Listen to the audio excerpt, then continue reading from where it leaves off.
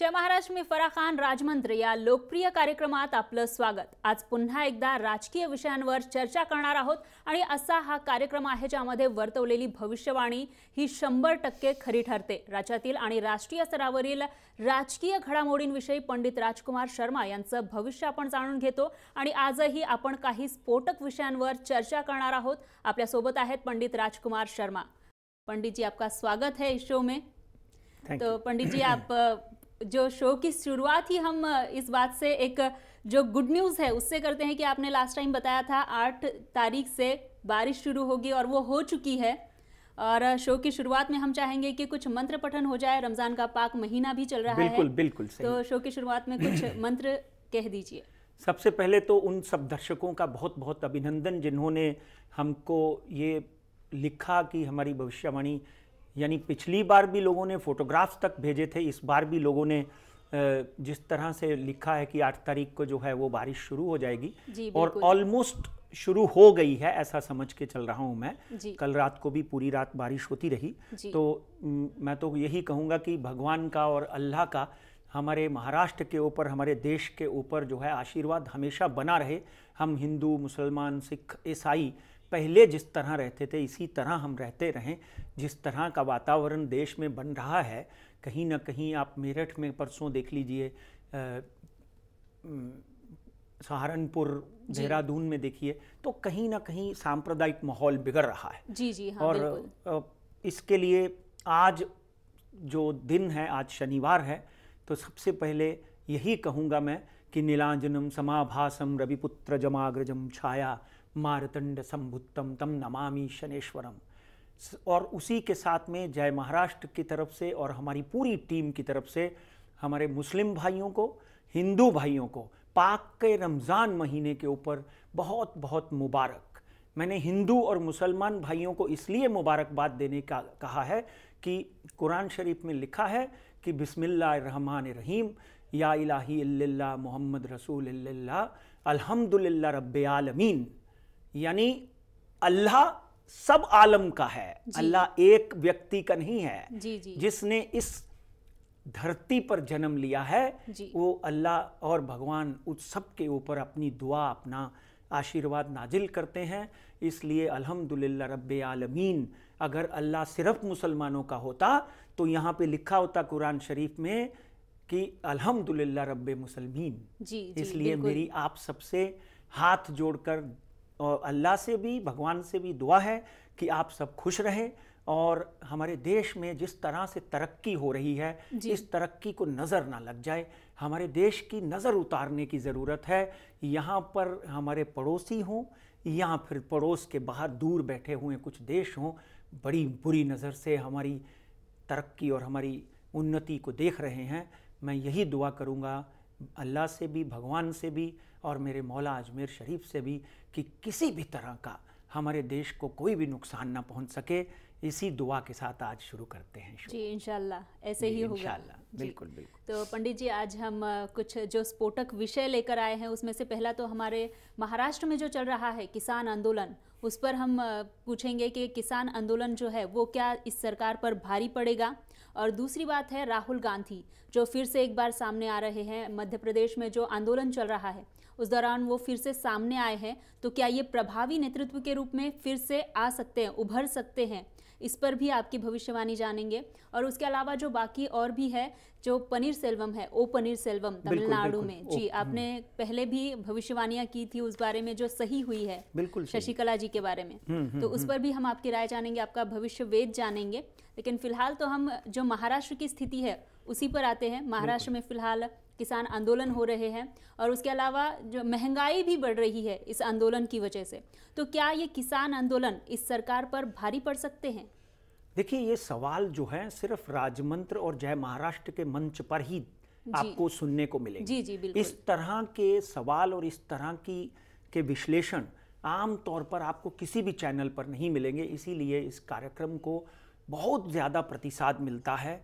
लोग बनारस, दिल्ली, लखनऊ, पटना से हमको पत्र लिखते हैं। और आपने जो सवाल किया है, ये सवाल में बहुत कुछ छुपा हुआ है। उस सवाल में ये भी छुपा हुआ है कि आगे आने वाले दिनों में भारतीय जनता पार्टी की साथी पार्टी शिवसेना भी उनके खिलाफ खड़ी हो सकती है। जी हाँ। जिस तरह उद्धव जी एक महाराष्ट्र के दौरे पर जाने का सोच रहे हैं, हाँ। जिस तरह संजय राउत कुछ बोल रहे हैं, भूकंप होगा, जिस तरह धनंजय मुंडे की आज आपने बात सुनी, तो ये जो वातावरण है ये इंगित करता है कि एक महाराष्ट्र में भारतीय जनता पार्टी की सरकार बनने से पहले इलेक्शन के दौरान जिस तरह विदर्भा का प्रॉमिस किया गया था, किसानों की कर्ज माफी का प्रॉमिस किया गया था, कुछ चीजें बहुत ही अच्छी हुई हैं, पर कुछ चीजों को दरकिनार किया गया है। हाँ। उनको देखा तक नहीं गया। किसान आज भी 4 मरे हैं। मैं उनकी आत्मा के लिए दुआ करूंगा कि उनको शांति प्रदान हो। और दूसरी बात एक बहुत इंपॉर्टेंट है कि जिस तरह से किसानों के आंदोलन छिड़ रहे हैं, इन आंदोलनों से महाराष्ट्र में भारतीय जनता पार्टी की सरकार, शिवसेना की सरकार कटहरे में खड़ी होती हुई दिखाई देती है। मैं बहुत दिनों से ये कहते आया हूं कि महाराष्ट्र में मिड टर्म पोल के योग बनेंगे। जी हाँ। 17 उसकी शुरुआत जो है 17/7/2017 से शुरू होगी। और हाँ, जो आपने पहले भी भविष्यवाणी की थी, बिल्कुल, जो मिड टर्म इलेक्शन है वो हो सकते हैं, मिड टर्म पोल, मिड टर्म इलेक्शन हो सकते हैं। 17/7/2017 से इसकी शुरुआत होगी। अगस्त में शनि वापस वृश्चिक राशि में जाएगा। अगस्त, सितंबर, अक्टूबर में कहीं ना कहीं हमारे देश में सांप्रदायिक दंगे बढ़ेंगे।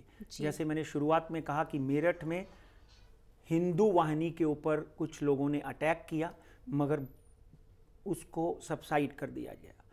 पुलिस वालों ने और वहाँ की एडमिनिस्ट्रेशन ने उसको सही तरीके से हैंडल किया।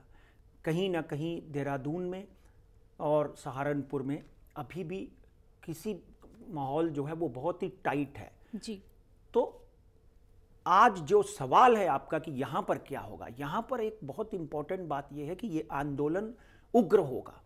महाराष्ट्र के चीफ मिनिस्टर साहब को इस बात की पूरी तरह से तकदीस करनी पड़ेगी, पूरी तरह से इसकी ऐसा दखल देनी होगी कि कहीं ना कहीं यह जो हो रहे हैं आंदोलन, किसान मर रहे हैं, इनके पीछे कौन सा विरोधी नेता है जो इसको हवा दे रहा है। किसानों की दुर्दशा हो रही है। पिछले हफ्ते सीएम ने बैठकर किसानों को हौसला दिया था कि ये जुलाई अगस्त में हम आपके कर्जे माफ कर दिए जाएंगे। हाँ। जोगी जी के कर्जे माफ होने के बाद यहाँ पर कर्जे माफ होने की एक आवाज बुलंद हुई है और पॉसिबल है कि अगस्त तक ये आवाज और उग्र हो जाए। अगर कर्जे माफ नहीं किए गए, महाराष्ट्र का किसान 13-14-15 में जिस तरह दुष्काल से पीड़ित था, उसी की वजह से, वो दुष्काल की वजह से उसके ऊपर कर्जा बढ़ता गया। और अगर हम गोचर की बात करें, शनि इस वक्त सैजिटेरियस धनु में चल रहा है, गुरु इस वक्त अपने शत्रु की बुध की राशि में चल रहे हैं, तो माहौल को अगर हम अच्छी तरह से परखें तो ये उग्र होगा। जैसे बाकी शहरों में जैसे भोपाल, इंदौर बंद हुए, इस तरह आगे आने वाले दिनों में कोई ना कोई बड़ी पार्टी महाराष्ट्र में पूना, बॉम्बे, नागपुर, मुंबई, नागपुर कहीं ना कहीं इनको बंद कर सकती है। मगर देवेंद्र फडणवीस और भारतीय जनता पार्टी के लिए एक बहुत बड़ी चुनौती है, चेतावनी है। इसको कैसे हैंडल किया जाए? इसको हैंडल करेंगे फिर उठेगा, हैंडल करेंगे फिर उठेगा। अगर ये 10वें महीने अक्टूबर तक हैंडल नहीं हो पाया तो हो सकता है भारतीय जनता पार्टी आगे आकर खुद मिड टर्म पोल की घोषणा करे। जी बिल्कुल, ये बहुत बड़ी। जी हाँ, आपके जो धमाके हैं वो आज भी उसी तरह से हो रहे हैं जिस तरह से आप पहले से करते आए हैं। बिल्कुल। और एक बात जो अभी संजय राउत ने कही है कि भूकंप होगा, राजकीय भूकंप होगा, इस पर क्या कहना चाहेंगे आप? बिल्कुल, इसके ऊपर भी आप जरूर कहेंगे और राहुल गांधी के ऊपर भी अभी बात बाकी है। जी।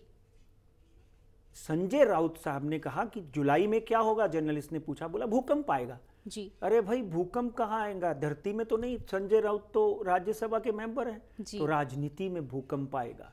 इसलिए 3 साल से करते आ रहा हूं मैं भविष्यवाणी कि जुलाई में क्या होगा, भूकंप आएगा। भाई जुलाई में भूकंप आने की घोषणा हमने पहले ही कर दी है।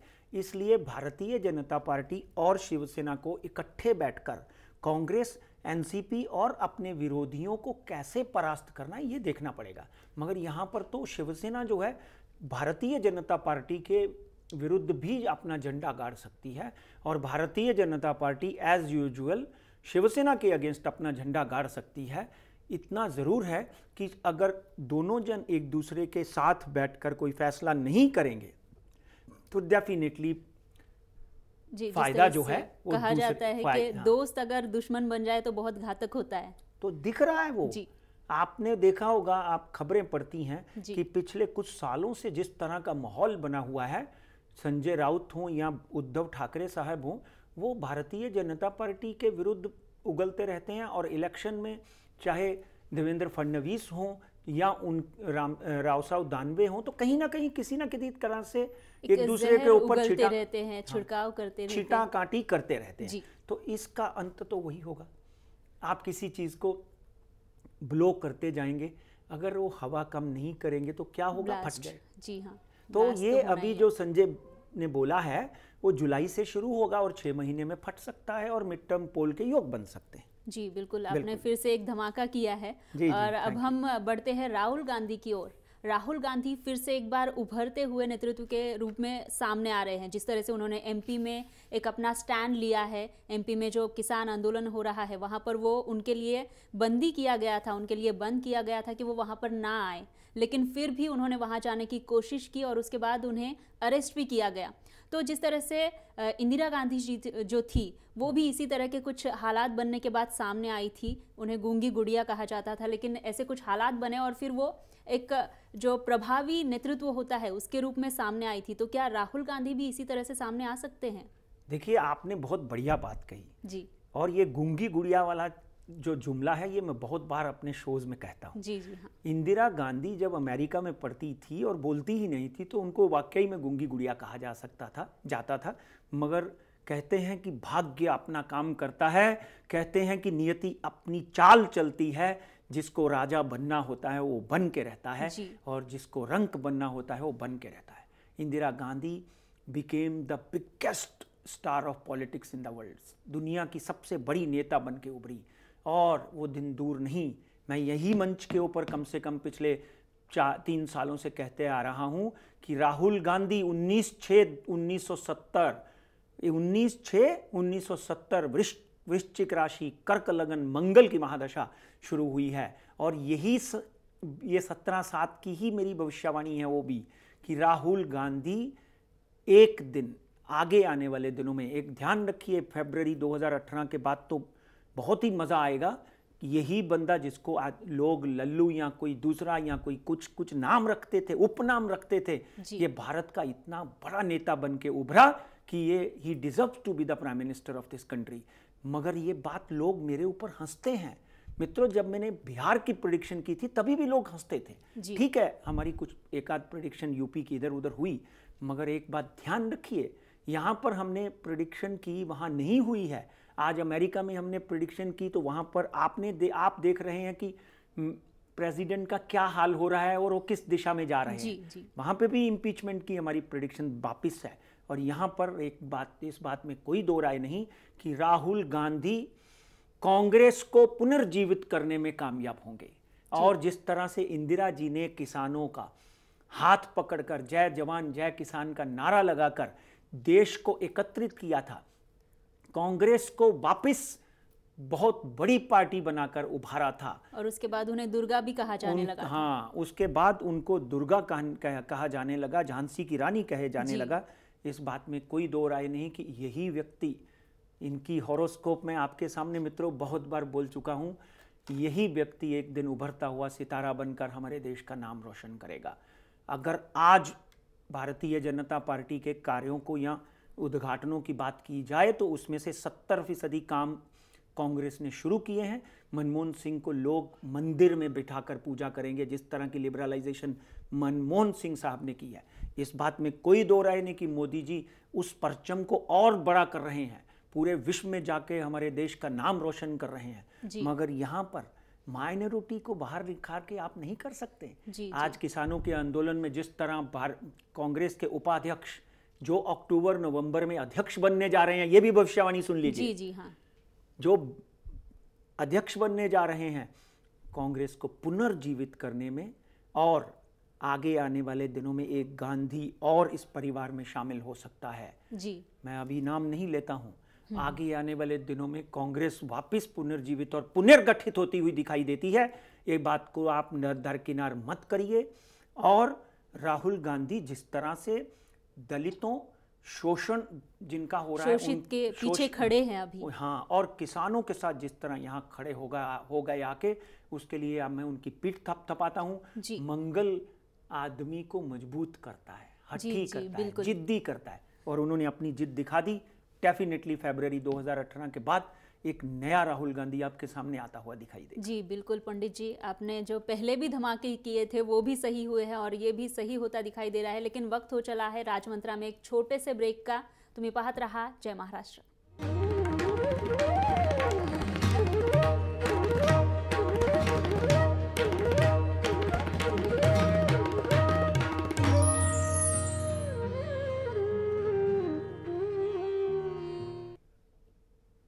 ब्रेक नंतर राजमंत्रामध्ये आपलं पुन्हा एकदा स्वागत। आपण या ठिकाणी चर्चा करतोय राजकीय विषयांवर आणि भविष्यवेध घेतोय। राजकीय ज्या आपल्या स्टेटमेंट झालेले आहेत किंवा जी स्थिती सध्या निर्माण झालेली आहे आणि त्याच विषयावर बोलण्यासाठी आपल्यासोबत या ठिकाणी पंडित राजकुमार शर्मा आहेत।